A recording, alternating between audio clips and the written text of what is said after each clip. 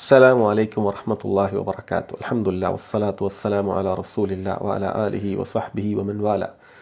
ഏറെ പ്രിയമുള്ള സഹോദരങ്ങളെ, സഹോദരിമാരെ, അല്ലാഹു സുബ്ഹാനഹു വ തആലയെ ദിക്ർ ചെയ്യാൻ നിരവധി ദിക്റുകൾ നബി സല്ലല്ലാഹു അലൈഹി വസല്ലം നമുക്ക് പഠിപ്പിച്ചു തന്നിട്ടുണ്ട്.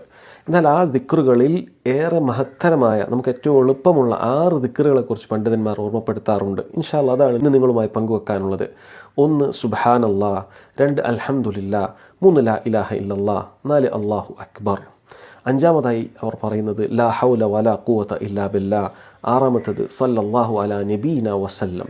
സഹോദരങ്ങളെ, ഈ 6 ദിക്റുകൾക്ക് നിരവധി പോരിശകൾ നബി സല്ലല്ലാഹു അലൈഹി വസല്ലമയുടെ ഹദീസുകളിൽ കാണാൻ സാധിക്കും.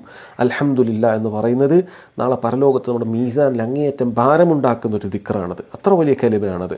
സുബ്ഹാനല്ലാഹ്, അൽഹംദുലില്ലാഹ് എന്നുള്ളത് ആകാശഭൂമികൾ നിറക്കുമെന്ന് നബി സല്ലല്ലാഹു അലൈഹി വസല്ലം അറിയിച്ചിട്ടുണ്ട്.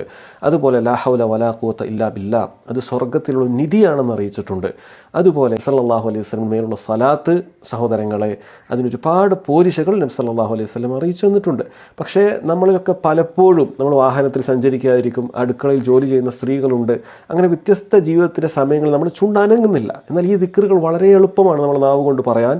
അതുകൊണ്ട് കിട്ടുന്നതാകട്ടെ, നേട്ടമാകട്ടെ, വലിയ പോരിശയാണ്, വലിയ പ്രതിഫലമാണ് നമുക്ക് പരലോകത്തേക്ക് കിട്ടുന്നത്. അതുകൊണ്ട് അവസരം മുതലാക്കുക, പ്രത്യേകിച്ചും ഈ റമളാനിൻ്റെ ദിനരാത്രങ്ങളിൽ.